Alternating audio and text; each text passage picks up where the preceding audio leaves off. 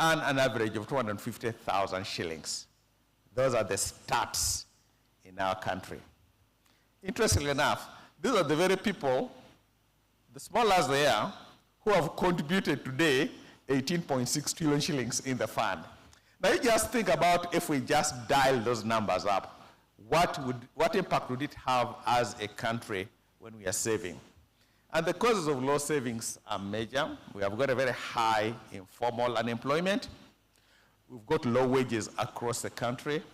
And then what we are here for, we have got employers who cheat, and then we had the law enforcement mechanism.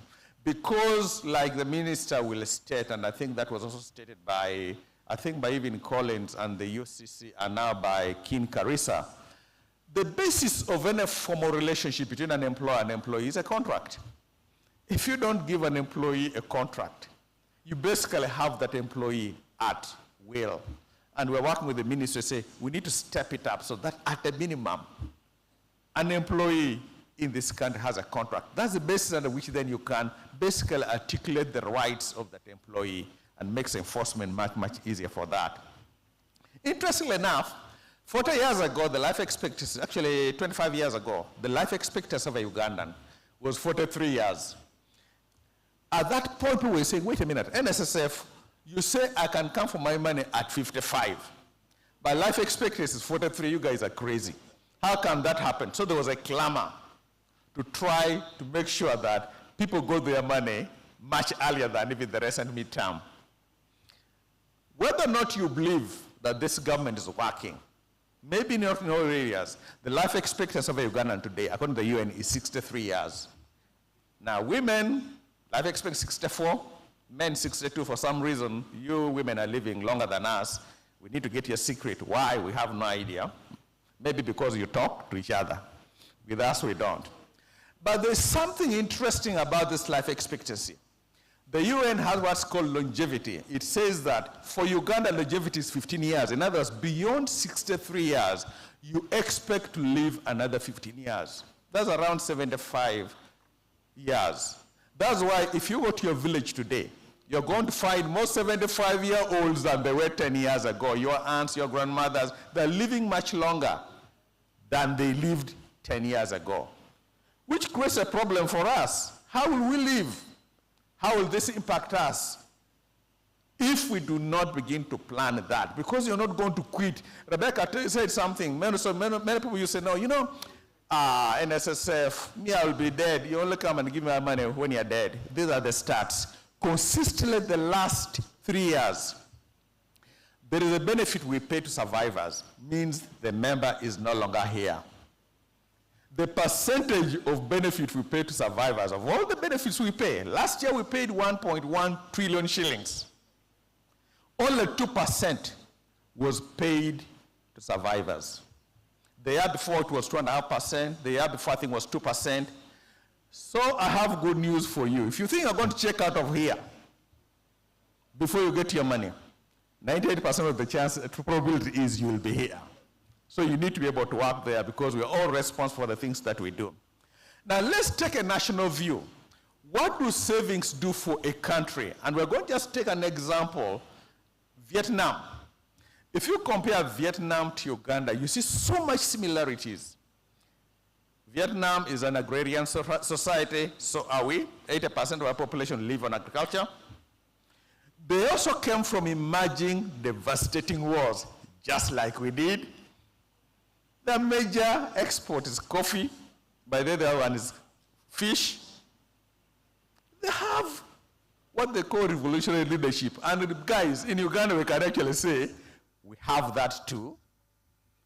And then very gifted in natural resources.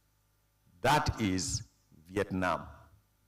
Now, these are the reforms they undertook after the war. And remember, there was ended in 1975, 1976. By 1980s, they were beginning to come out of that. They liberalized the economy to market forces. So did we. They worked to attract FDI. We have tried. They have deliberate policy on value addition and industrialization. So do we. And then we have a deliberate policy on export-led growth. So do we. Two countries Similar history, similar policy aspirations. Now, this is Vietnam. If you look at 2023, the GDP of Vietnam is 550 billion US dollars. Uganda's is 55 billion dollars. Same history, same background, same aspirations. In fact, if you look at where we are as a country, we are where Vietnam was in 2004. What happened? What made Vietnam then suddenly scale up? When the president says that we should be a $550 billion economy, he's not pulling it out of thin air. He's actually seeing the stats and says we can get there. Now, what did Vietnam do different from us? First of all, the state intervened in agriculture, major. One of the things we did in Uganda, we intervened in agriculture, but halfway. NADS, OWC, PDM, they went on the production side of agriculture, the supply side of agriculture. So we've pumped a lot of money on the supply side of agriculture. We've never, as a country, looked at the demand side of agriculture.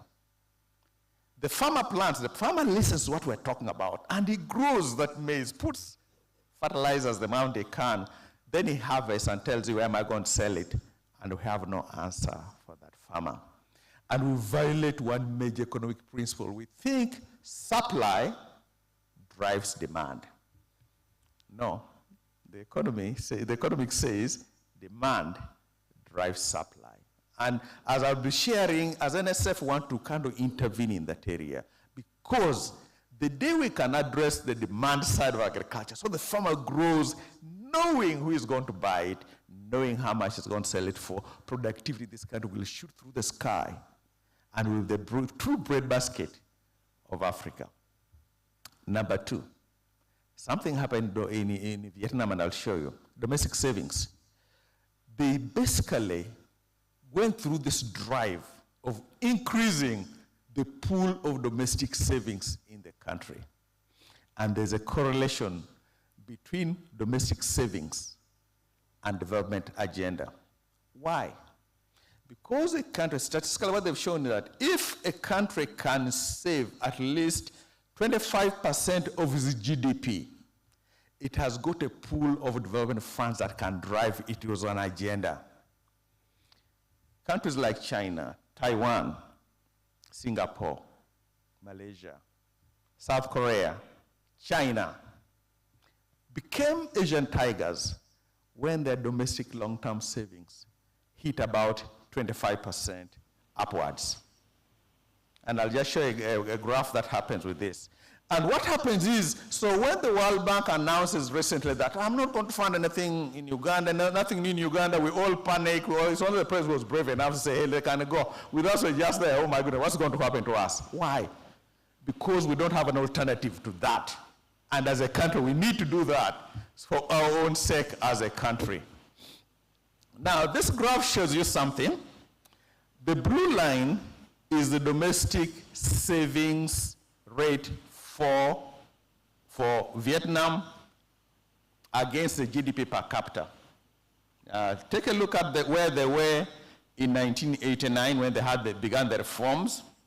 Their saving rate was right around 10%. That long-term domestic saving was around 10%. They began to work through it. By 2005, 2007, they began to accelerate. The saving rates there hit 28%. Now they're saving close to 35% of their GDP. So they can now command their own future. They can invest in their own investments as we should. Except in Uganda, our domestic long saving rate is only 11%. And most of it is held by NSSF. So guys, if we are serious about developing this country, if we are serious about doing this for your children, my child, we better begin embarking on a savings because it matters and it's good for this country. And those are things that, so the difference when you look at between Vietnam and just the interventions they made and they embarked on the savings as a few of the factors that allowed them to get there. So when we begin to talk about savings, there's at an individual level is good for me individually, but there's at a national level is good for this country, especially for the future of the country. You are here now, you're working, you're enjoying. What happens to your next, to your child or the children? What country do we live for them? And that's why it's important that we do the things that we should be able to do. So we should encourage savings if we are to accelerate the entry of Uganda into the club of the African economic giants. So here is then an intervention, and I kind of like what King Kiresa talked about. Actually, King, let me give you a statistic that will actually shock you. With 1.5 million savers as the database, that's about 10% of Uganda's working population. And our purpose as NSF is to make lives better. We cannot make lives better for Ugandans when only 10% of Ugandans are saving with a fund. So we've put an ambitious program for us the next 10 years, what we call Vision 2035. By 2035, at least 50% of Uganda working population are saving with the fund. It means one thing. We can't rely on you only on the formal sector. We have to get out. And that's why what King talked about, the 1.5 million people he potentially has, what he talked about in terms of the network to do that is music to our ears because it makes it easy and convenient for Uganda to save. So we agree, and I think you're right when you say, look, King, you talk about increase the willingness to save, raise awareness, and if we're going to use every channel we can find to help pump this message to Ugandans, and whether it's partnerships we create with media circles that we need, as you are talking about here, partnerships through various media, various government entities, that's exactly what we are doing. Technology making it even easier, calling this comes right into our strategy, and then we just have the idea of law enforcement when push comes to shove. We've got three types of employers. We call them the good, the bad, the ugly. The good is that one who pays on time and the right amount. Faithfully, by the 15th of the month, they've sent in their payments, all their payments in time. Then we have got the bad. They're in and out. Sometimes they delay, sometimes they send half. Those are called the bad. Now we want the bad to become good. Then we have the ugly. I think Becky called them the stubborn ones. We just call them the ugly ones. Sometimes they deduct and don't even send. They eat the money. Now, those ones we come for. Good news is those are becoming fewer and fewer because they're realizing that the penalties are really strong in terms of that. So that's increasing willingness to save. We also know this. We cannot say you can go to somebody and they really want to save, but unfortunately they don't have the capacity to save. So you're going to find us, and we're doing it now, supporting the local enterprises to create jobs. We're already doing that within the fund. To intervene in agriculture in the state level. We're actually in discussion with the government right now to deal with the issue of the demand side of the market. Because every country in this economy, I mean, if you look at Africa, Kenya, I will give an example, Kenya. Almost every crop has a parastatal. Kenya Tea Authority, Kenya Paracetamol Authority, National Cereal Board.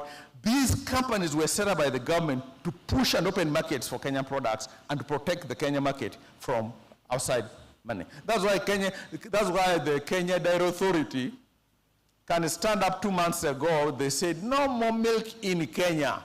And suddenly our Lato milk gets stranded at the border. They can't even cross into it, and nobody's pushing back about that. And we're saying, no more. I think as a fund, that's an area we need to get in and create an entity that can actually open up these markets and help solve the demand side of the market. And livelihood businesses to develop. Now, this is amazing. We're going to get grassroots, and the guidance of the Minister of Gender has really been incredible. This country, if you remember the budget speech, the Minister of Finance said, under the presidential skilling program, they've skilled 28,000 Ugandans. I was a witness to one of them. 20 of those girls went to Uri 3 months, came out as expert seamstresses. They had an amazing graduation ceremony. They had their own gowns. They walked. We gave them a certificate, and they went back to their homes. we forgot to invest them by giving them a sewing machine, which is 700,000 K. And there are these gaps we have within our places that we can tap into and turn those into people who are now working for themselves and saving for the fund. Had a meeting with the incoming, I think they're going to have a consecration ceremony this Saturday. The incoming Bishop Odong, he's a bishop, I think, of the National Pentecostal Churches. I'm a product of the Church of Uganda. My grandfather was a reverend in Church of Uganda. There's a retirement age for Church of Uganda reverends. I think it's 56. Sometimes they push it to 58. The sad thing is Church of Uganda has got no arrangement at all for the reverends. They say they give you the ceremony, you go back to the village. Now remember, the Church of Uganda reverend is not like his counterpart from the Catholic Church. The counterpart took a vow of celibacy. So at 56, no children, nothing, and the Catholic Church has got a structure they've developed to help the priests as they retire. Church of Uganda has nothing. So I was telling you that suppose we come up with just a small program where for each priest, wherever they are, for each reverend, that congregation, let them contribute, even if it's 100,000 shillings a month, which is 25,000 shillings every week.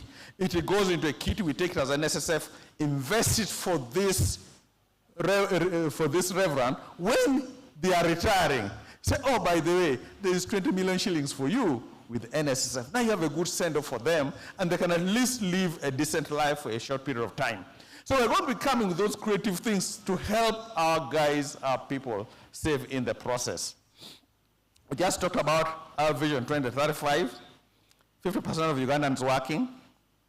The one that I like that most people are scared about is a balance sheet growth of 50 trillion shillings. Say, no, guys, you're crazy. And I'll tell you the context why people say that. We're 18.6 trillion shillings now. It has taken us 43 years to get to 18.6 trillion shillings.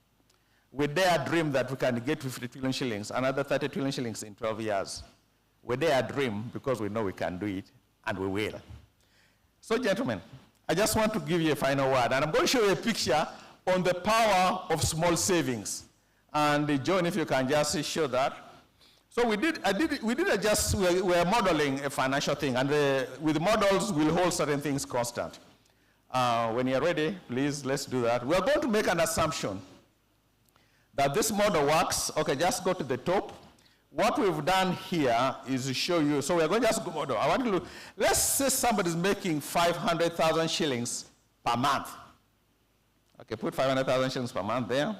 Okay. Let's also show that Nssf will pay 5% on this money. What happens to this money? And there are two assumptions we're going to make. One, you are 30 years now. I know some of you are even younger than that. Number two, we have to hold certain things constant. You'll never get a salary raise. So you'll make 500,000 shillings for the next 30 years. Like I told you, some of you say, 30 years is too far. No, it's not. We said the 98% chance you'll be there. So you don't get a raise for those all the years. But also you don't get fired either. So we've balanced it out in this equation. Take a look at with 500,000 shillings that somebody earns, they contribute 5% every month, 25,000 shillings. By law, the employer is required to give 10%. So the employer puts in 50,000 shillings. So they are saving 75,000 shillings a month. Now, let me tell you some guys, if you're in finance, let me tell you, that's one of the best, sweetest deals you can get. That on day one, you put 1 shilling in, you invest 1 shilling in, you get 2 safely. It's better than buying land. So some of you who are here, you are working with employers, or you get some who tell, no, please don't send your money to Nssf. What they're doing is they don't want to put the 10. It has a power. But see what happens to that money. Let's say you've saved for 15 years. You're 45. You're ready to come for your midterm. Under that assumption, you've accumulated 20 million shillings. You yourself were saving 25,000 shillings per month. And now you guys, 25,000 shillings, maybe that is 4 beers. Okay, so drink a beer every day, just keep a beer on Wednesday, Ash Wednesday, so that you save the 25,000 shillings. That's what you've done. And look at the 20 million shillings. Look at 20 when you're now 50. And the assumption at 50 you can come for your benefit. If you're out of employment, you've got 31 million shillings. Now when you wait until you're 35, basically you have 45 million shillings. 500,000 shillings you've earned, you're saving out of your money 25,000 shillings. The beauty of it is just look at who is funding that 45 million shillings. You yourself put in 7.5 million shillings. That was what you put in. The employer put in 15 million shillings. Nssf at 5% put in 22.6 million shillings. The power of compounding, and I think it was Faith who said, consistently, you start saving and you make it consistent. Now let's have fun. Let's say, by the look of you guys here, let's say most of you are earning more than 2 million shillings. Let's just put 2 million shillings in that bracket. See what happens, that number. Okay, that's 2 million shillings. Let's say NSF has actually been good, does not be paying you more than 5%. Let's say we pay you 8%. There, turn it to 8%. 8, good. Now look at what happens to that number. You're now saving 100,000 shillings per month at 2 million shillings. Take a look at your balances. At 45, when you want to come for your 20%, you have 105 million shillings. Now you can come for 20%, which is 20 million shillings. Look at how it happens when you're at 50. 177 million shillings. Wait until you are 55. You have 284 million shillings from 100,000 shillings a month. And if you see where that balance has come from, you yourself put in 30 million shillings. The employer put in 60 million shillings. NSF paying you 8%, put in 194 million shillings. And guys, there is no safer place to put your money today unless you buy a government bond that we invest in, that NSSF. Most people say, no, me, I'm going to buy a piece of land. Yes, you go buy a piece of land. The child is sick, tell me whether or not you can liquidate that land that very night when you need that money. So guys, think about this. 5% is what you are saving. And the power of that saving done consistently is what will help us grow, not just prepare your life, not only the promise of the future to your children, but as a nation, we begin to accumulate a pool of long-term savings that drive our development agenda in that process. Okay, we got the last slide. Thank you, guys. Hopefully, guys, you've seen what this looks like. Okay, so we got the last slide here. Let me see. Okay, let me see if I can get it back. Is it there? Oh, if we can take this one off, yeah. So I got the next one. So, encourage others to comply, however small. Savings is not, don't wait until the day I hit 1 million shillings. Now you're beginning to play the lottery. No, you will not hit 1 million shillings. Begin saving your 25K, your 50K. Small, consistently. Because the truth of the matter is, saving with NSF is good for you. It's good for our families, our people, and it's good for Uganda. God bless you all. Thank you.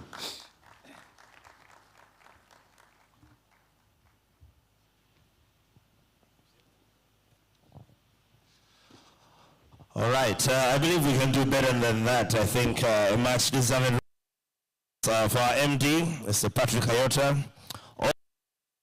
Is it Nyem Nyem? All the way from Nyem Nyem. Nyem Nyem never knew when their son was born that he would be up here doing wonderful things. And very interesting, I mean, he's shown us, compounding interest. I think it was Albert Einstein who said, compound interest is the 8th wonder of the world. He who understands it, earns it. He who doesn't, pays it. And like the good book says, he who has an ear, let him hear what the Spirit is saying. At this point in time, just to guide you on our program, I think we have just 3 more speakers before we come to the end. And even at the end, we end with lunch. So by all means, plan to stay around for lunch together with us as we continue to discuss these compliance issues. But just before I invite the next speaker, allow me just introduce, I think, in our presence, we also have the Federation of Uganda Employers Chairperson, Mr. Douglas Opio. I believe he's in the house, Mr. Opio. Oh, he's decided to take servant leadership to lead from the back. He's a backbencher. Thank you so much. We also have President Social Media Communication, Mrs. Marcella. Marcella is on the back. Thank you so much for gracing us with your presence. But at this point in time, in as far as our program is concerned, I'm going to ask us just to get to our feet for half a minute and stretch before I invite the next speaker. So everybody on your feet, on your feet, on your feet. Talk to maybe find out from them, hey, what stood out for you so far? Is it compound interest, or where do you lie on the scale of compliance? DJ, if you can give me some music, that would be great. Yeah, come on. Somebody share an idea or two. If we can have some music. In a short invite the PS Minister of ICT.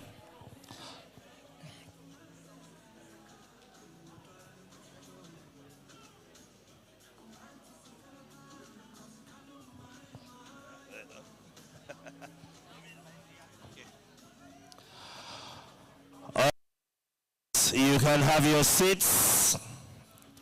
You may be seated.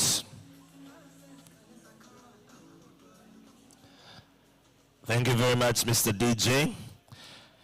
I just thought it would be prudent for you to stand and shake a little bit aloud. At this point in time, and as far as our program is concerned, 3 more speakers. And right now from the Ministry of ICT and National Guidance, I'll ask us to put our hands together for the PS herself, Dr. Zawedi, as she comes to give us her presentation.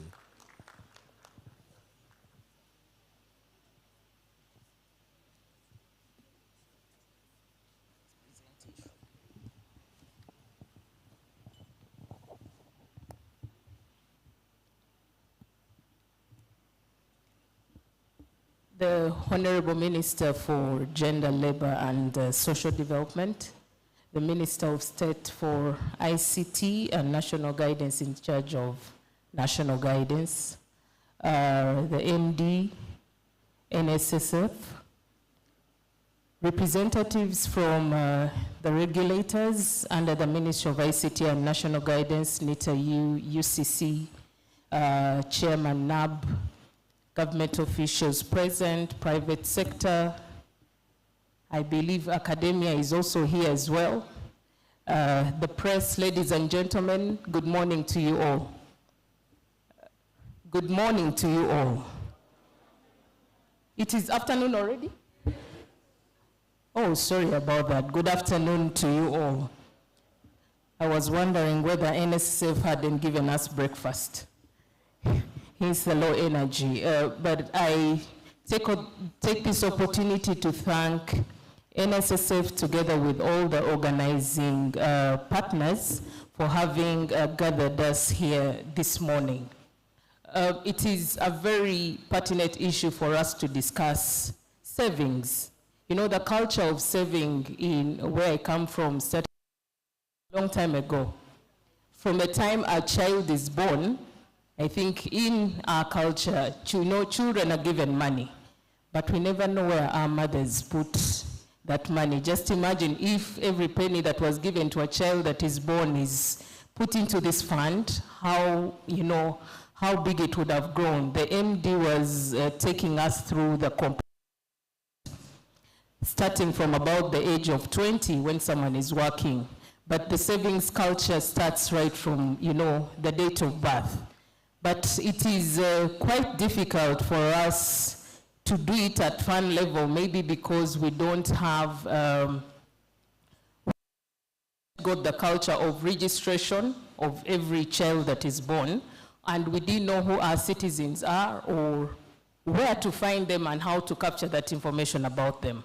But now where we are heading in the digital transformation era today, we are able to get all this information, and therefore everyone can put whatever they have in the kitty until they get to that level where an employer can contribute to their savings.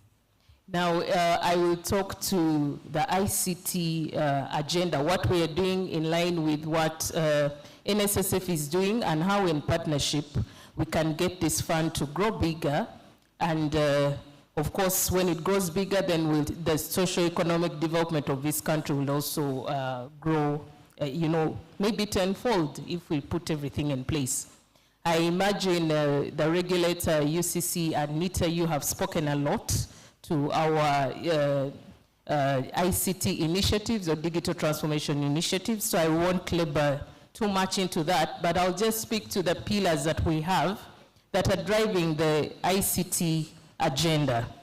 And when we talk about ICT agenda, ICT does not survive on its own, but it is as support for all the sectors. So even as we are talking about savings, what Nssf has to do to increase its saving, the savings come from various sectors. So in Nssf-Ict, we're saying that if we have connectivity and infrastructure, which Colin talked to, then we shall be able to get this network everywhere.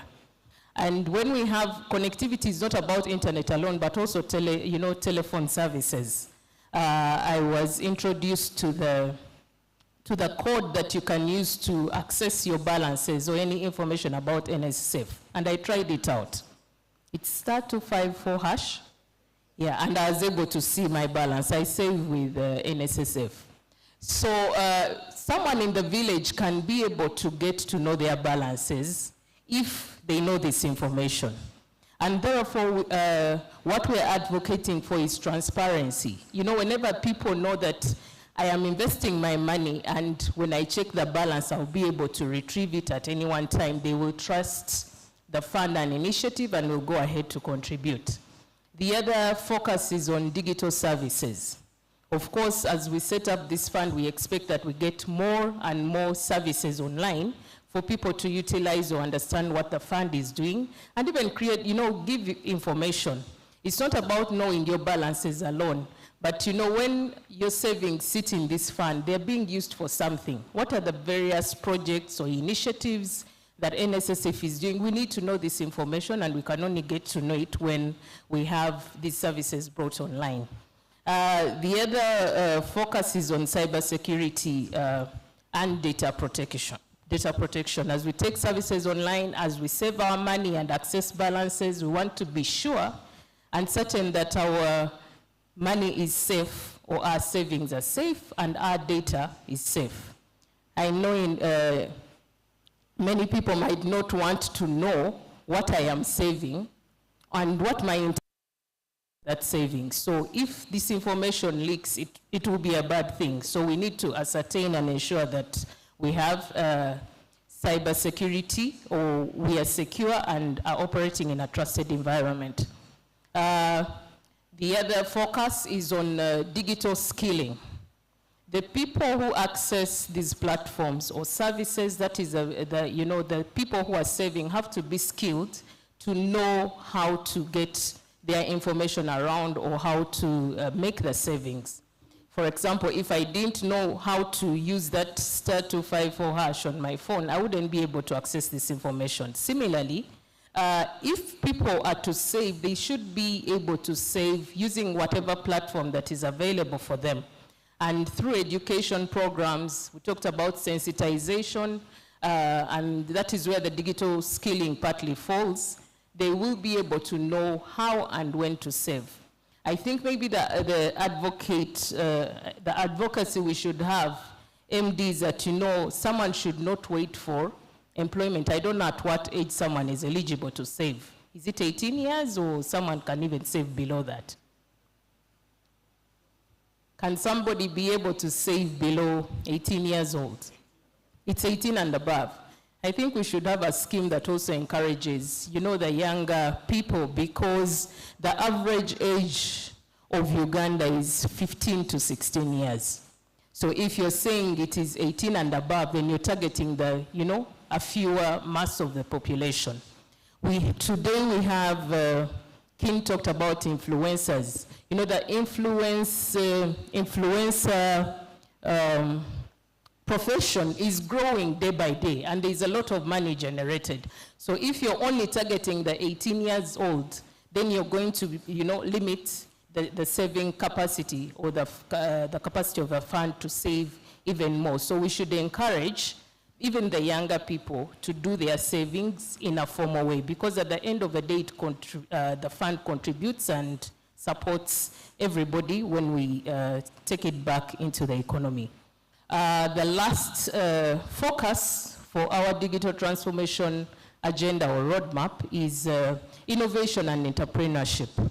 We are saying because we have many young people, they have a lot of creativity and have developed products that can be nurtured to the level of commercialization.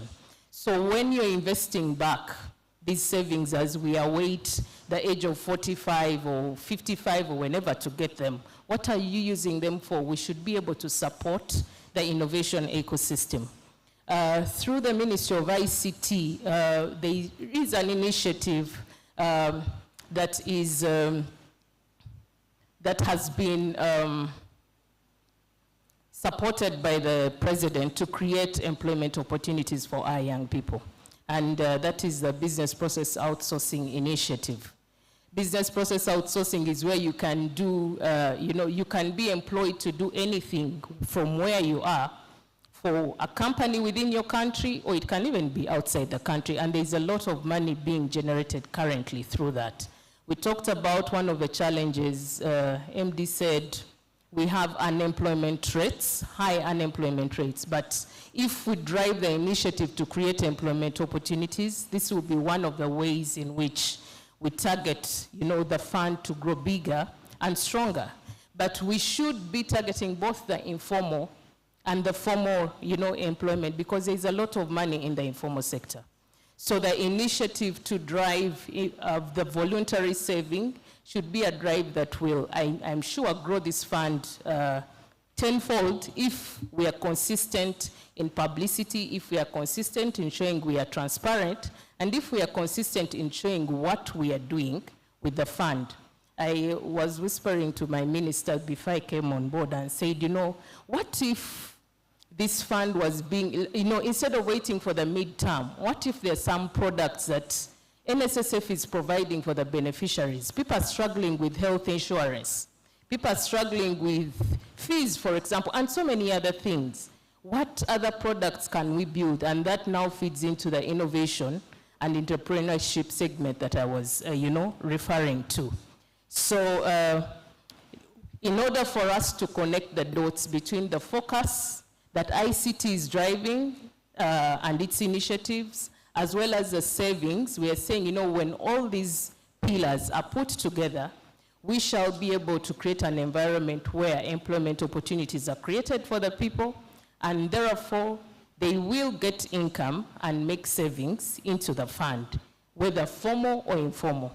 I don't know, Kin, whether your influencers of WAUZI are in formal employment or informal employment. Maybe there is a line between formal and informal, but the world where we are going today has now demystified those clusters. There is a thin line between the formal and informal. So let us be able to prepare how we can target both groups and from them, get them to benefit significantly. Now, the shout out I have to the young people, because the young people contribute to the largest part of our population. I said over 30 million people are below the age of 30 in Uganda.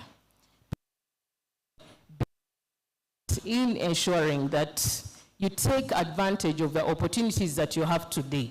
Today you have a job and you could be reaping and saving so high, but if you waste that opportunity and don't save with the fund, it will not be a good thing for you. Sometimes I look at the projections that I get from my app. They really look good on paper. I just wish that I can be able to realize them. Of course, you can only realize them if you're consistent.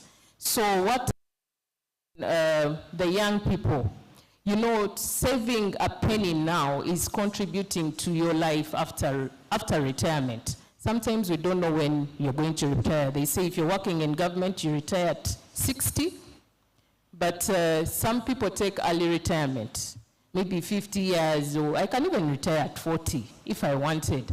But if you have these savings, they will help you in those, sometimes in the hard times when you know you have nowhere to run to. In conclusion, ladies and gentlemen, I know NSSF has put in place measures to be able to, they call it a carrot and stick approach, to be able to ensure that those employers who are not contributing towards the fund for their employees do the same. But I would also like you to work, you know, the initiative of working with the regulators is a good thing, because then it is, you get a catch point at some point. If, for example, UCC says in its requirements, for you to be able to get a license, you need to have these kind of requirements. For NITA to be, you know, some ICT professionals or companies, it's not professionals, I correct that, companies. To certify companies, you need to show that you're going to protect, you know, your employees. That would be a good thing for us, because in countries where the Social Security Fund is working, you get a lot of benefits out of those initiatives. So I just call upon all of us to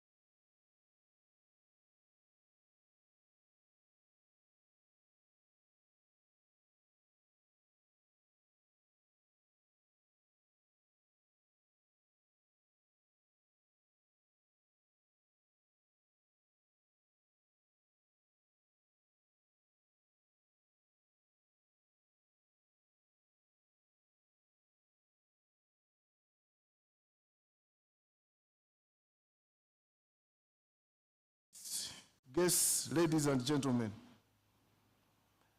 I was lucky I came with a very high-powered technical team, and they have given you all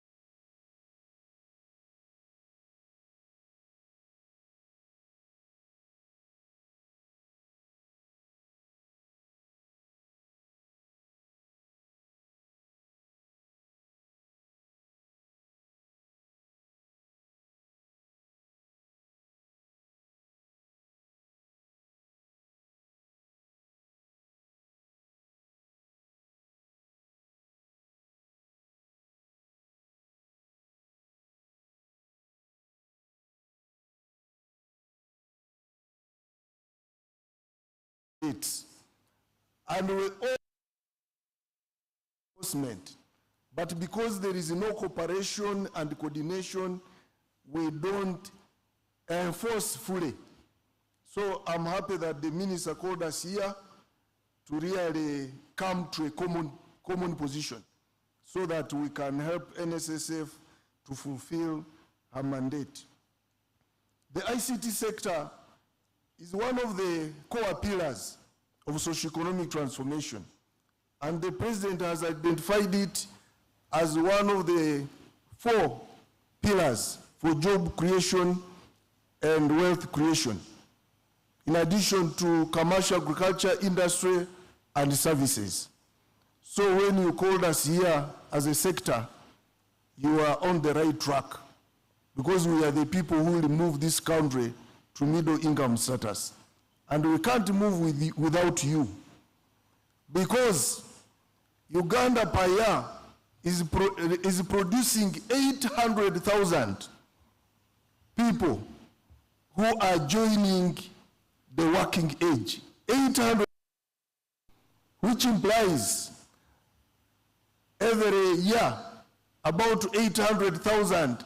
At one time, every year, 800,000 people will join the retirement age. So I don't know whether the Minister of Gender has enough money to pay SAGE, because now,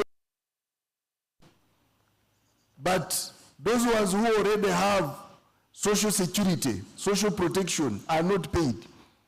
But if you have a workforce which has no social security, at one time government will pay them. So guard against this now, so that in future we don't go into that problem.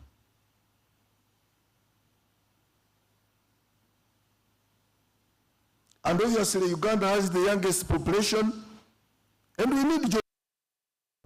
If we don't create jobs for them, we are going to get into a lot of problem. Now, when UCC was presenting, they showed you the number of radios, TVs, and that's where Kim wanted to blackmail us. And he said, we have a radio station every 20 meters. Yes, we liberalized the economy, and people joined the sector. And even the MPs are not joining as political leaders. They are joining as entrepreneurs. And therefore, they are going into business. But it's good we came here.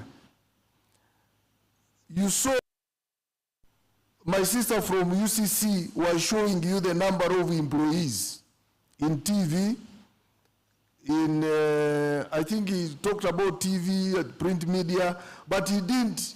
He said those ones in the radio, she doesn't know. That is true. And that's where the biggest problem is. And that's where we are going to partner with the NSSF so that we can establish how many employees are in radio. First of all, we have so many petitions from radio stations. And I know proprietors are here. We have so many petitions from employees of radio stations. They have not been paid for several months. They have no appointment letters. They have no contracts. And that's why we are getting all these problems in the media.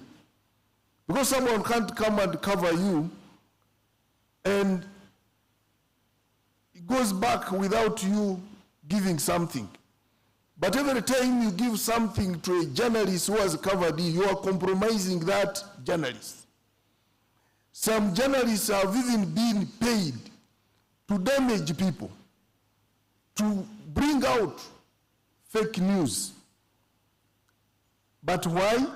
Because most of them survive narrowly. They are paid per probably news they take to the radio station. Most of them have been left as freelance journalists, and it is becoming a big problem. But I think now UCC has told you about that before renewing the license, you should present a registration certificate from Nssf. And I'm saying we should even make it better, give clearance, not just presenting a certificate that, you know, I'm registered with Nssf. You should show that you are fulfilling your obligations with Nssf. Because like URA, before you get a license, you give a tax clearance certificate, which implies you have already paid all your taxes. So before all these radios and TVs renew their licenses, let them get a clearance certificate from Nssf, which indicates that they have already cleared their obligations with Nssf. I think that's how we should do it. If it needs amending the regulations, we are going to do that so that we sort out this issue once and for all. That one will save, first of all, the employees who don't have contracts with their employers. And then to also safeguard the money, the contributions by some of these employees. Some of them, they have deducted the 5% from employees, it's not remitted. And at the end of the day, you retire, you reach Nssf, your money is not there. So those are issues which we are going to look at, and that's why I'm happy that we all came here to look at these issues.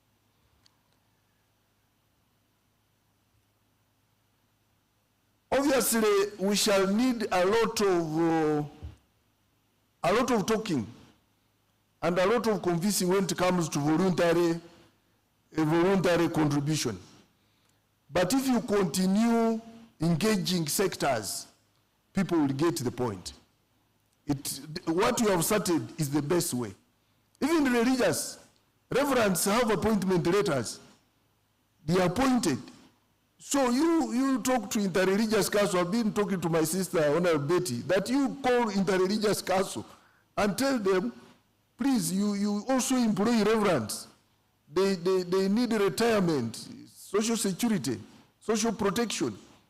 And I think those ones can go on voluntary, probably to avoid other issues and many fights. So the IC sector is one of the fastest growing sectors in Uganda. And you know that the main drivers of growth are the telecommunication sector, the broadcasting sector, and the majority of whom are represented here. For the telecommunication sector is one of the smartest, because for them at least they have formal way of doing things. You can't get there a person who is not appointed formally. But the problem is in the broadcasting sector, which we are going to work on.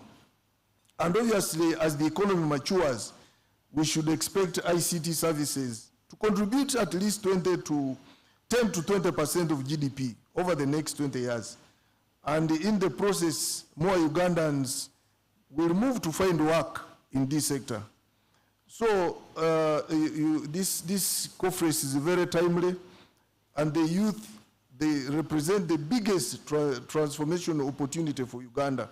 So if we can get them into dignified jobs and we get them into formal employment, then we also task the employers to contribute to social security. I think the future will be very bright and government won't have a big burden. So as the IC sector, we urge every actor here to ensure they pay their taxes, and then you pay the Nssf obligation dutifully. You don't need to be forced to do it. It doesn't need any law enforcement. You do it because it is for the betterment of the sector and the people who are there. It should not be left to the government of the day perhaps in 2060, to raise the money for the population of the elderly and retired Ugandans, for whom retirement savings was not provided for today. I therefore pledge to support my colleague, Honorable Beta Amogi, to assure the organizations and businesses that are regulated by the Ministry of ICT and National Guidance comply with the Nssf Amendment Act. And that one we are going to do. That's why I came with all my technical people here. Kim Karisa talked about UBC. We are sorting it out. We have taken it over as a ministry to ensure we sort out the issues of UBC and the NSSF. And we are going to budget for some money because that debt is accumulated from the previous UTV. It is a long-time debt before UBC became a corporation. So we think government should look for money and pay NSSF because it's not an issue of paying NSSF. It is an issue of paying contributions of workers who worked with UBC and UTV. So it is our obligation, we are going to do that. So Kim shouldn't blackmail me here. He shouldn't say he won't pay because UBC is not paying. We are sorting it out, and I think they are in negotiations with you, and we are going to do that. So I thank you once again for engaging us as a sector on this great initiative, and I appeal to all my sector players that please support NSSF. Support NSSF. Me, I can just see that in the next 20 years, we don't need World Bank and IMF to finance this and to give us conditions that first sleep with your fellow man. We can grow our fund and we borrow this money from the fund, and all this money we are remitting, paying loans and interest to foreigners, stop. All this money should go to NSSF and secure the lives of Ugandans who are coming towards retirement. I think that's all I can add to my technical officers. I thank you very much for listening to me and for being an attentive audience. Let me now take this opportunity to invite my senior, the Honorable Minister of Labor, of Gender, Labor and Social Development, to address you.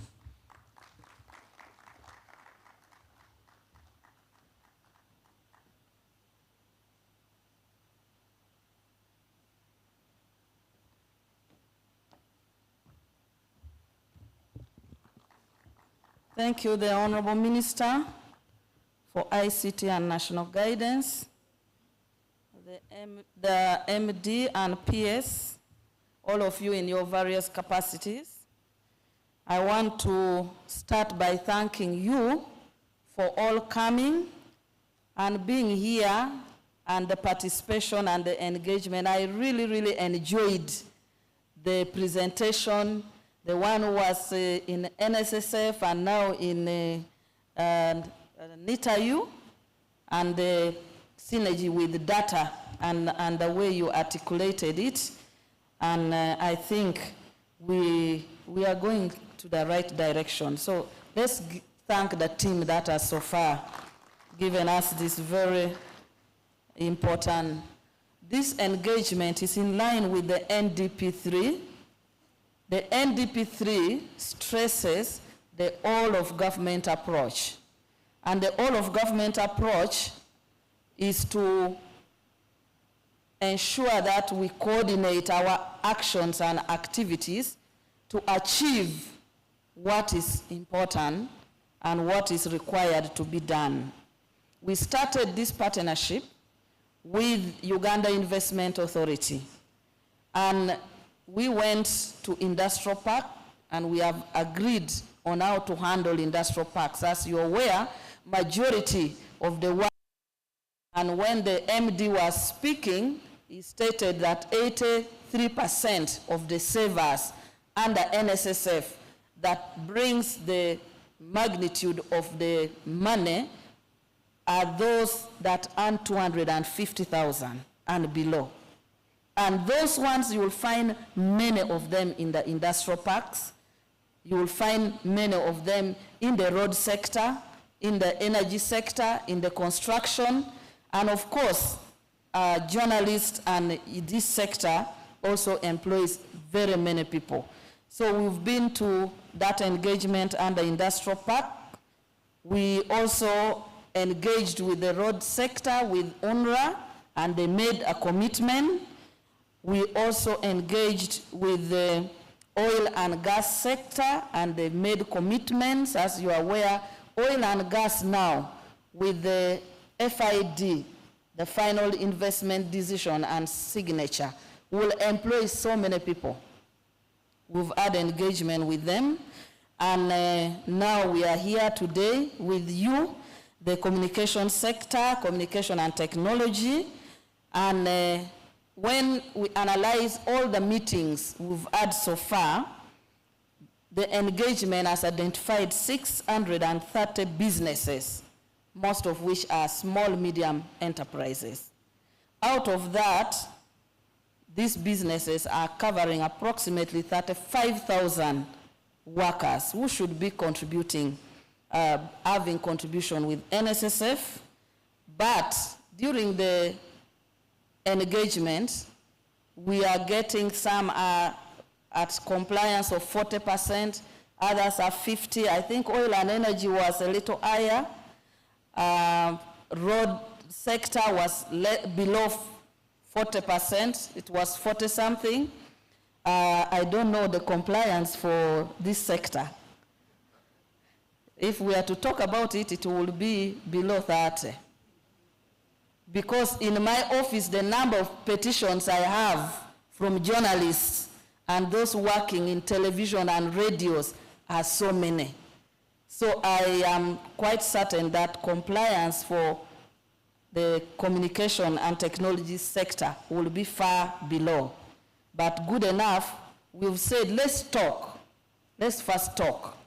And then we give ourselves time.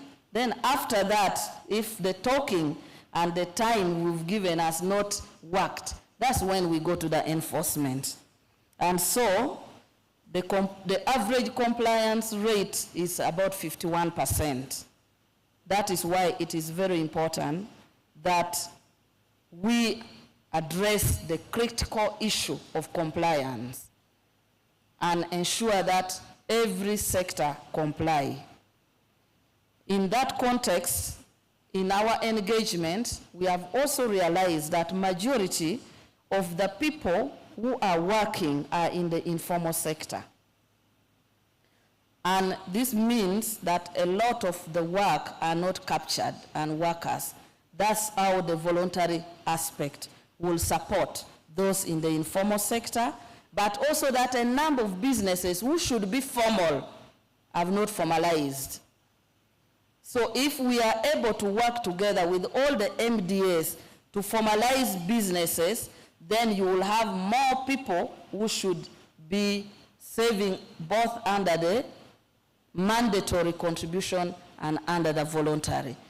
So that with Ministry of Trade, URSB, and others will be an important. Secondly, we also found that there is very low adaptation rate to technology in workplaces. And people are still on manual. You go and you ask in an industrial park, can I see the list of workers with contracts, the list of workers with, which are being contributed?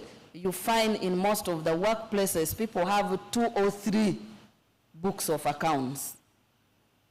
They have the one which is for URA. When URA comes, they show. They have the one which NSSF is there.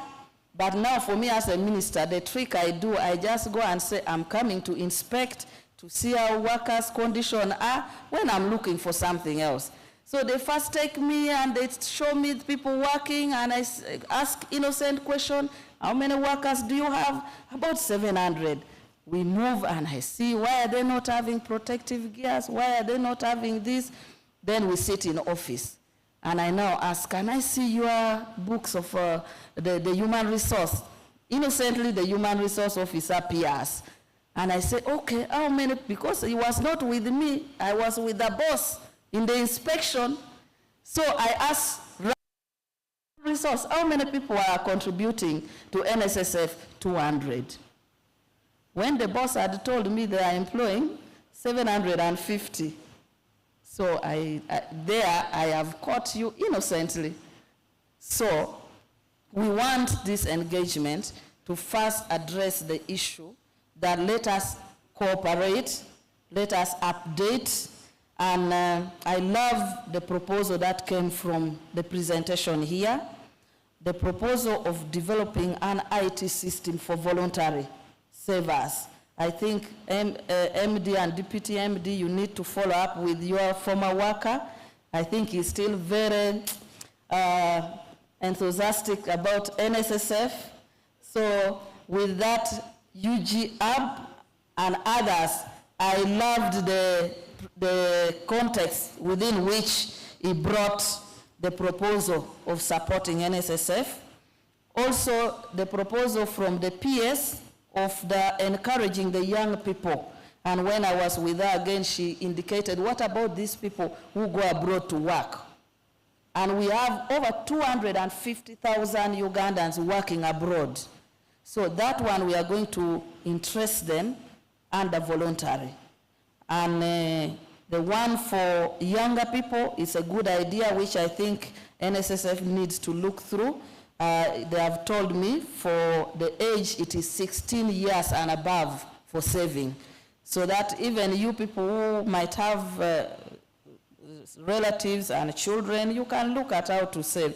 Even those that are in ministries, under voluntary, when we were moving around and we were in one of the venues, up country, one of the chief administrative officers was telling us for her, while she's under government pension, she saves under voluntary. And she made it a point that all her money, when she goes for workshops, she will pick for one day and save under voluntary. So if she has 2 days nights allowance, she will put for one day under voluntary. And she said for the last about 4 years, she has saved, now she has over 100 million under voluntary saving. So you can see, simple thing can make you get leverage in the future. In the context of informality, those in the informal sector, we have very many workers without contracts, and this has made most of the workers not to, some of them actually come and think that their employer has been saving. When they come to NSSF and they say, but I've been employed, I want to see my statement. So that is when they are told, no, we don't have your savings here. So I think we need to scale up more and more of engagement to let people aware, and they have a platform for whistleblowing, that if they are not saving for you, and of course, when he talked about data, it's also important for us to ensure that employers who are remitting contribution must remit it with the list of the workers with the number of the workers, so that this scenario where you think your saving is being contributed, after you've gone to check with NSSF, you actually realize there was no contribution. So we work very closely. At least I had the Federation of Uganda Employers are here. We work with them because they're the ones that mobilize for us, the employers.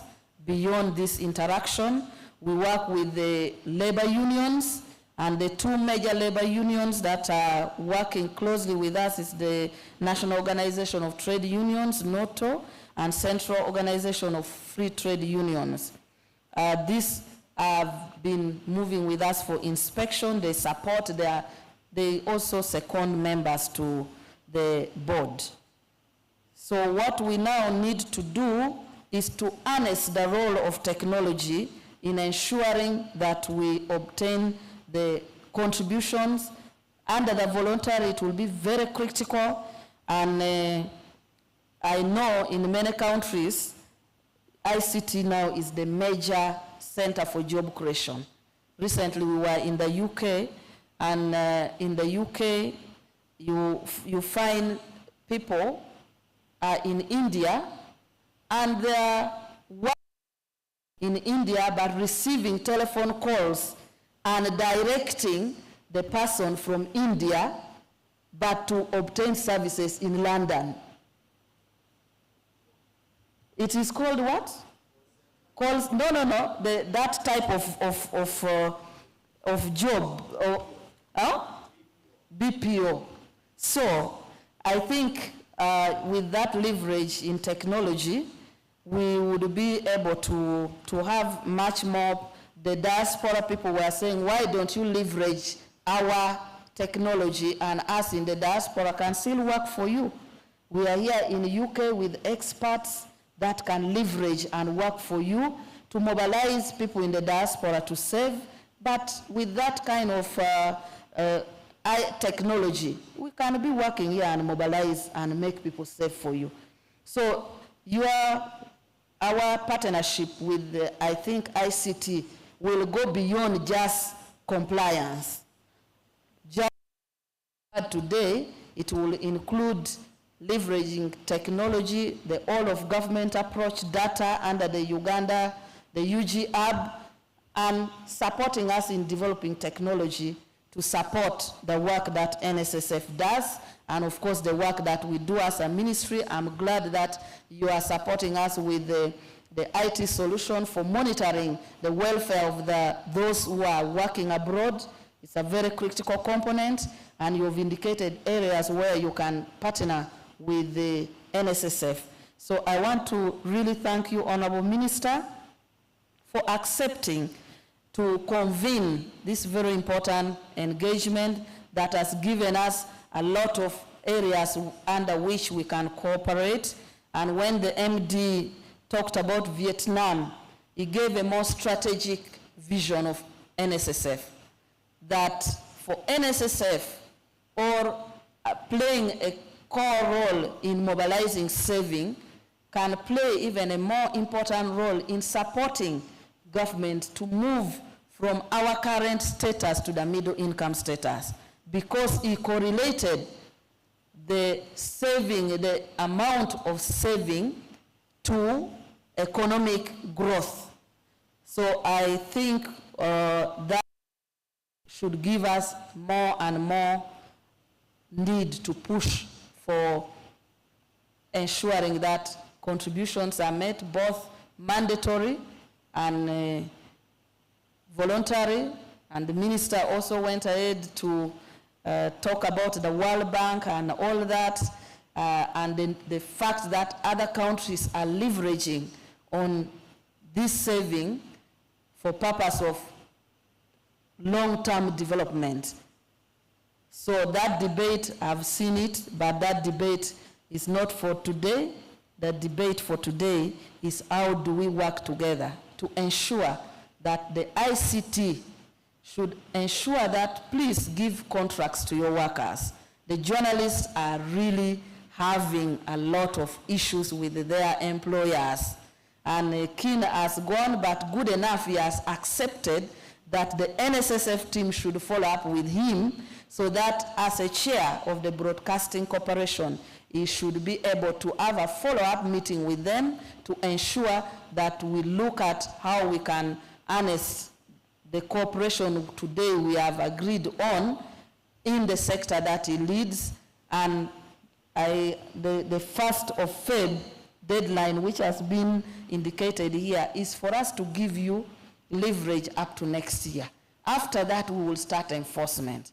And enforcement will be that before you get renewal of your licenses, or before you get renewal of your licenses or whatever issue, you first get certificate of clearance from NSSF.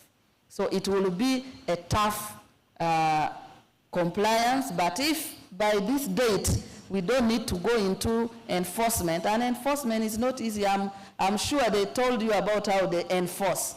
I don't want you to be in that situation.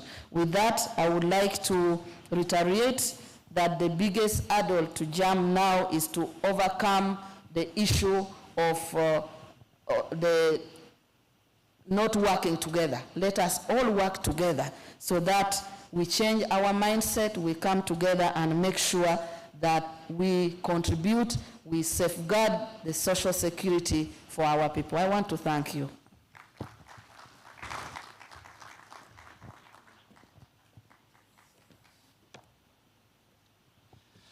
All right, one more time, I think let's give it up for the Honorable Minister. And friends, I think we're now coming to the beginning of the end. Perhaps this might be for some of you the only chance you get an opportunity to ask the minister a question. The minister is present, or the MDs who are here. And so Brand is going to move around. We'll just allow maybe for 2 or 3 questions. After which we'll just have a photo ops moment, and I'll be guiding you on how we are closing for lunch. Is there anyone with a burning question that you think this is the only opportunity? We have one here. We have, okay. You know, these are media people. Maybe this is not a good idea, but I'll let Brandy choose. Gentleman and a lady, or maybe 2 and 2. Good afternoon, everyone. Thank you, Nssf. Thank you, members. We are glad that we've got an opportunity to interact in line with Nssf and for my fellow media practitioners. This has been really good, and we appreciate it. Okay. My question number 1 goes to Nssf. One question. One question. Who is an employer and who is an employee as per Nssf?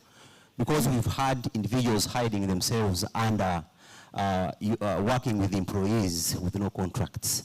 Can a contract mean what I do in an organization or a mere piece of paper? Lastly, we know we are undergoing post-COVID recovery, and many companies have decided to downsize or opt to go technology, whereby few individuals have remained at work. As Nssf, and looking forward to increasing the numbers of those remitting towards Nssf, what have you done, and how are you planning to use the media? Thank you. All right, that one will go to Nssf. We can't take as many questions as are represented, but give me a lady. All right, I am working towards 1. All right, you just say your name and your question so that we can save some time. Yeah. Yes, my name is Okelo Sharon Nagenjwa. I run Northern Uganda Women's Network for Business Development, Noebi's Foundation. So as we normally partner with media organizations to run our documentaries for the programs that we do in Northern Uganda. Is there certain programs that are geared to supporting the women who are women in small business, media business, who are partnering with big media organizations, but are not yet able to be compliant? All right, thank you very much. The theme today is compliance, Nssf compliance. I'll get 1 gentleman and 1 lady, and then we shall close this. Yep. This is so the ministers are here. Patrick, we see all the time, but hey. I don't know how people do this selection at Electoral Commission. I have picked you, sir. Oh, thanks very much, my friend. The question is... Please stand up, sir. Just tell us your name and your question. Oh, yes. All right. Once again, I'm Pastor Julius Birungi from Channel 44 Television. What measures did you take in reconciling records with telephone companies during the SIM verification processes? As I understand that some phones were switched off, others were given to new owners, and the phone numbers of the deceased. What did you do about that? So who are you addressing this question? Nssf, please. Thank you. Even the SIM cards, you're asking Nssf? In conjunction with UCC. Thank you.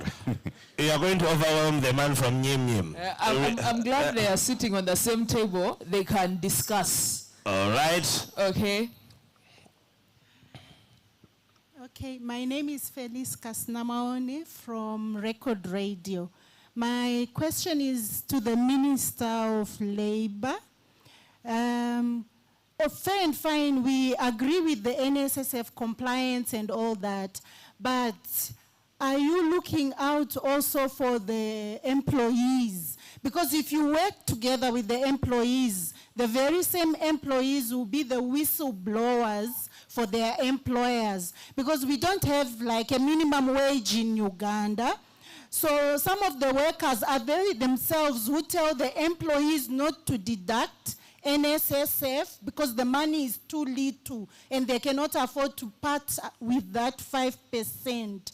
So if you work to improve the conditions of your employees, you are going to have very good revenue also for NSSF. I don't know if you have taken that into consideration. All right.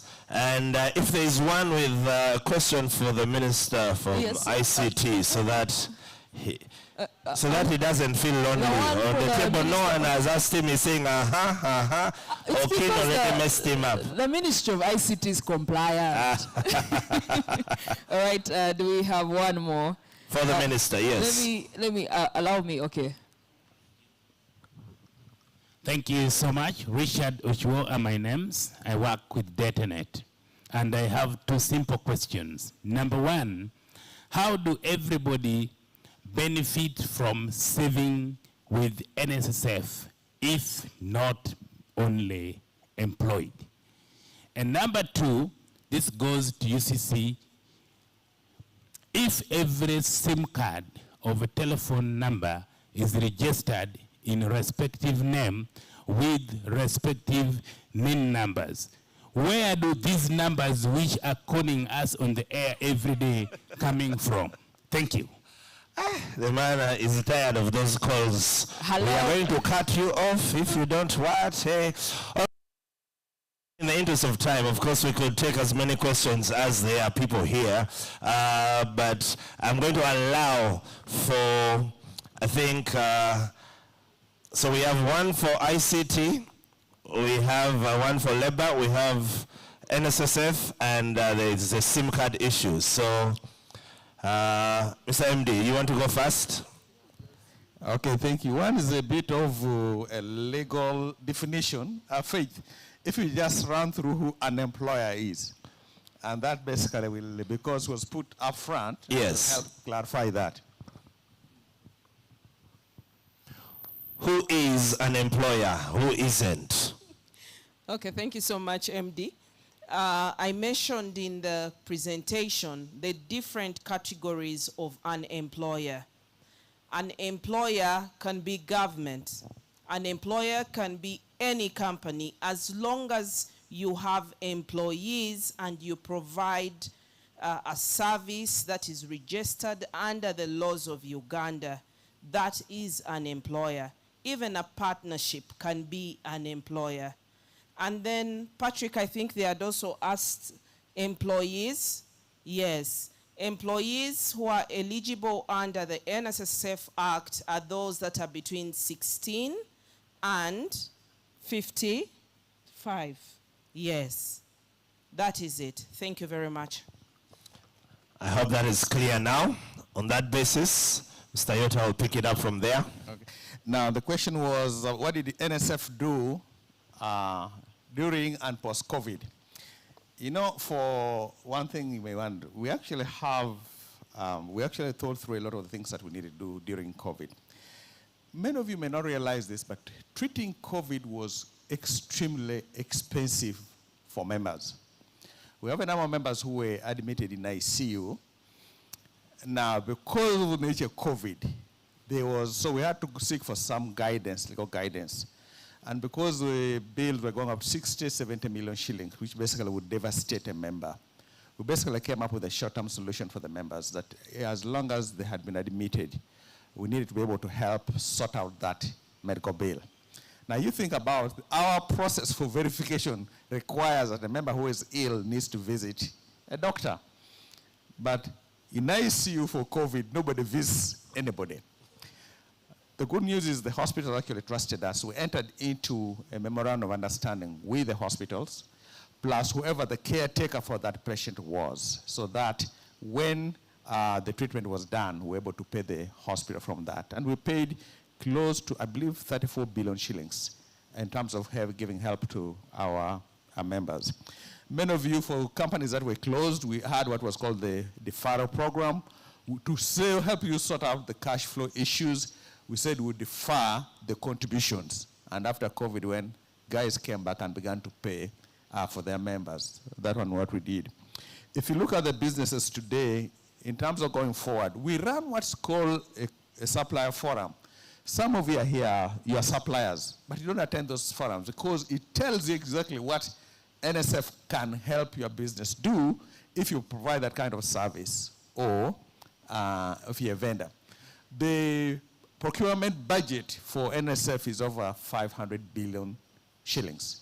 So you know, if you have a service that you can do that, please come in as a business. If you qualify, you become part of the suppliers so we can get there. So there are a number of things that we are trying to do because we are part of this economy. The one difference between NSSF and the URA is with us, it is in our best interest that you survive as a business. Otherwise, if we close you, we've created more social security problems. So we really work together. If you are struggling right now and for some reason you have arrears, come, self-report. We'll work out with you, we'll find out what you owe, we'll give you a payment plan to pay it back. If you're faithful to that payment plan, the penalty actually can be waived. And penalties are punitive. Just think of this. In the law, the penalty is 10% per month of the outstanding balance. That's why you'll find somebody who owes 50 million shillings in principal, maybe 20 million shillings in interest, but the penalty is closing on 500 million shillings or 1 billion shillings. It's very punitive. But what's there for is to help and encourage us all comply. If you comply, we'll work out a plan with you so you catch up, and that penalty can be waived at least up to 90% of it. So those are things that we have in place to help the members. All right, I think we'll go to UCC. These people keep calling us.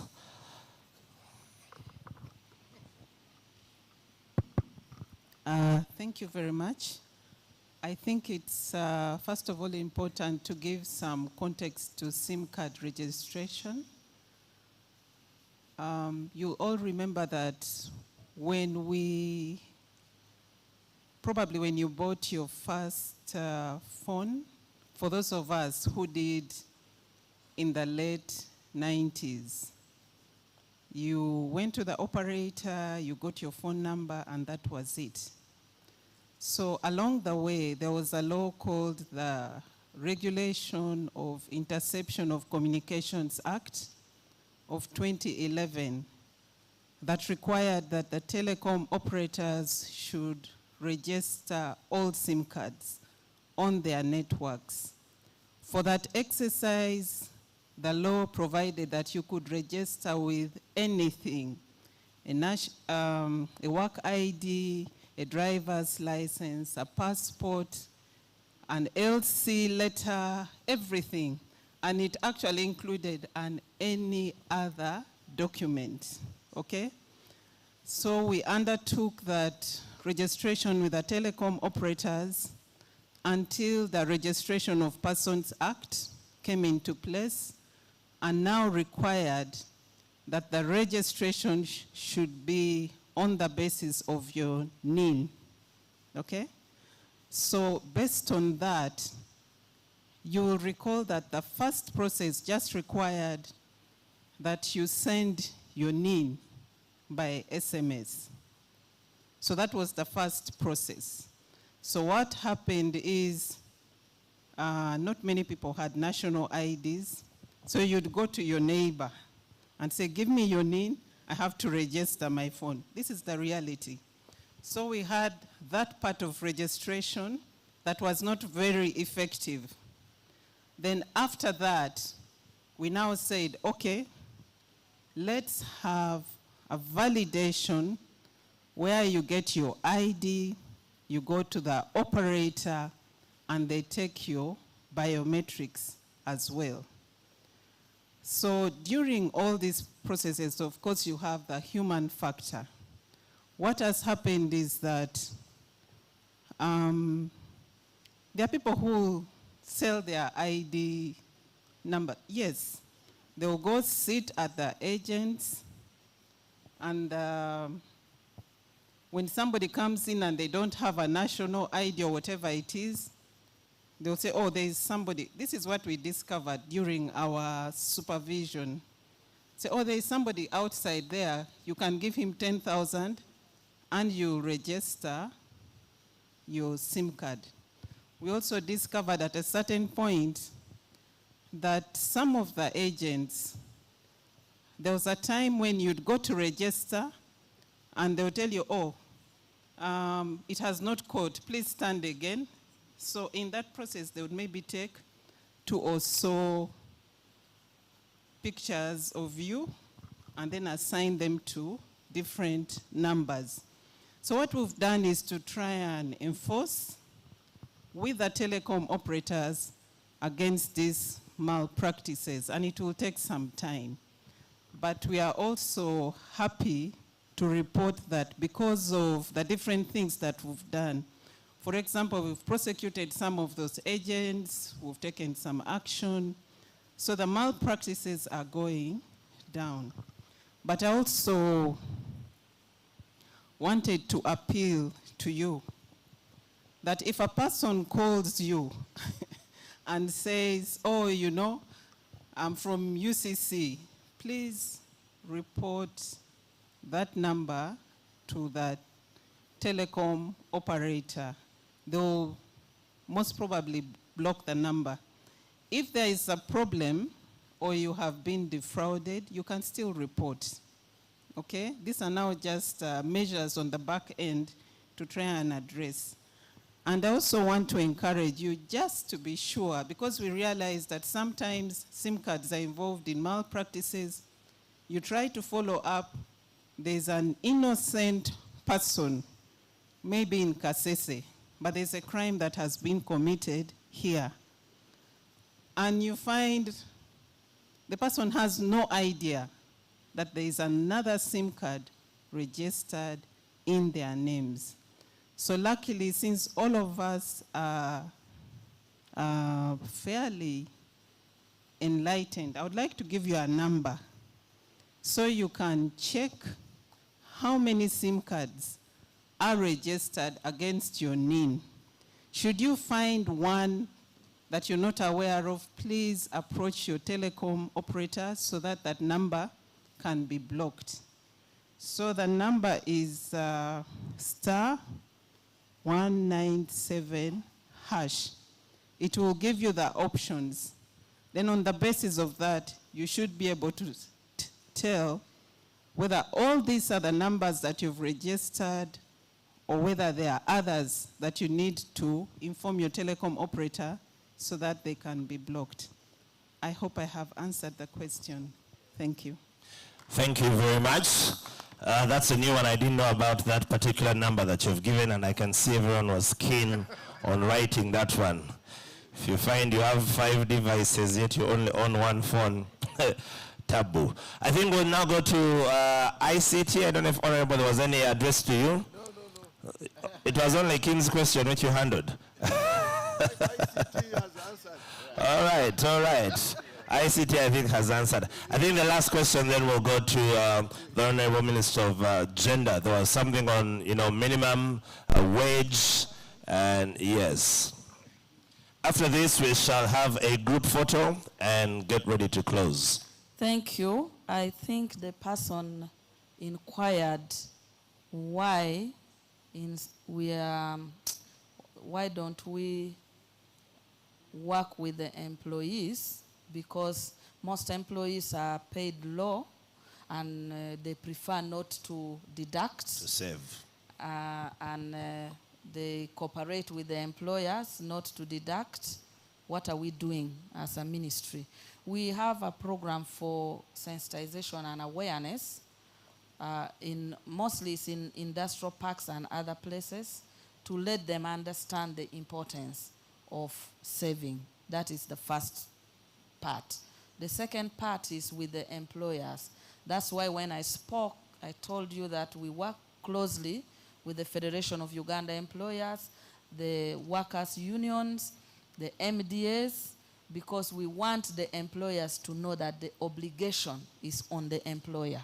So if you don't deduct because the employee has told you not to deduct, you must know that when they come to enforce, you are the one going to go to the dock, not the, and they do a lot of prosecution. So we work with both through awareness, but also enforcement of compliance. But on the general aspect of the welfare of workers, as a ministry, we have a Department for Labor. We have an amendment act, which is before the president, on addressing the welfare of workers.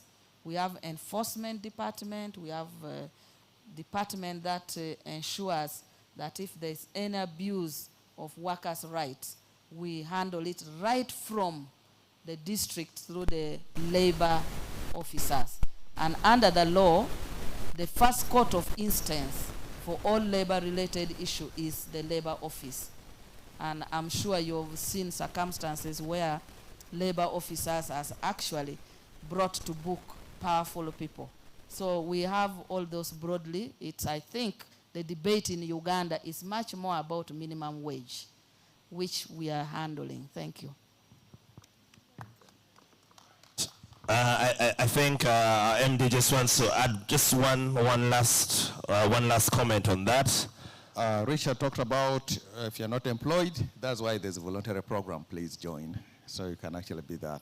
Something else we've done to help with the whistleblowing. Many of you receive messages whenever we get a contribution. Its purpose, by the way, was not just to let you know that we've received your contribution, but to also make you aware when we've not received a contribution. So really, when you don't get that message by the 15th, go to your payroll office, ask the questions. Did you send my contribution in?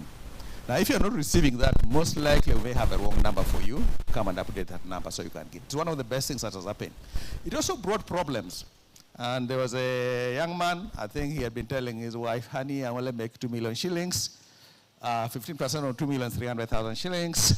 Somehow, the lady got the message.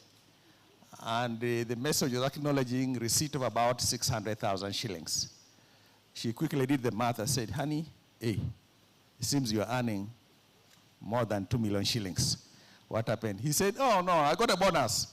Oh, you didn't mention it. Okay, no, honey, I'm sorry, I didn't mention it. But it kept on happening month after month, month after month. He was a star performer, maybe. So he comes to us and says, please, guys, block these messages from my phone. Now, we're not going to get into domestic issues. Those messages are still going to come. So transparency is very key in this matter. God bless you all. Thank you. Thank you very much. Valentine, how do you want us to wrap this? First and foremost, I want us to use every bit of our energy left before we go for our lunch break to pass on a vote of thanks to the different people. So I'll start with, let's put our hands together for the Ministry of ICT and National Guidance. And then we'll put our hands together for the Ministry of Gender, Labor, and Social Development. We have joined by NITAU and UCC. Let's put our hands together for them as well. And then all the media people that have been able to add to this conversation from the different media houses. A round of applause for you too as well. Telecom houses. Yeah, I thought you were going to forget the telcos. Very, very important people. A round of applause for them as well. And any other stepped in, you're a volunteer that's serving, you're an employee, you're an employer, clap for yourselves as well. And last but not least, I think, let's give it up for all the presenters that have been here. I think they've done a swell job in, explaining all that they were doing. Anyone who had a question that wasn't answered